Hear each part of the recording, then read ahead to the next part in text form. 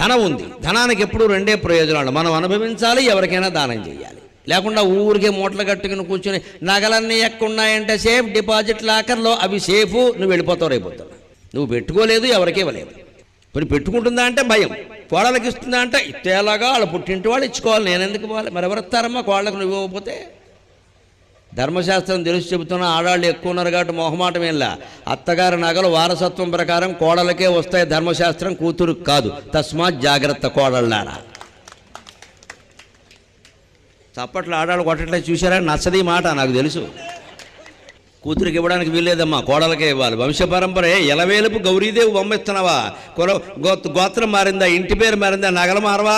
నగలే వెళ్ళాల్సింది. అమెరికాలో ఉన్న కూతురికి ఇస్తారు కానీ అంబాజీపేటలో ఉన్న కోడలకి ఇవ్వరండి. పైగా ఇంట్లో ఎక్కడో పెట్టి ఈ రహస్యాలు ఆవిడకి చెప్తారు ఫోన్ చేసి, నువ్వు చూసుకోయే. వంకర బుద్ధులమ్మా, ఇవన్నీ మార్చుకోవాల్సిందే. నాకేం మొహమాటం వెళ్ళా, మళ్ళీ పిలవక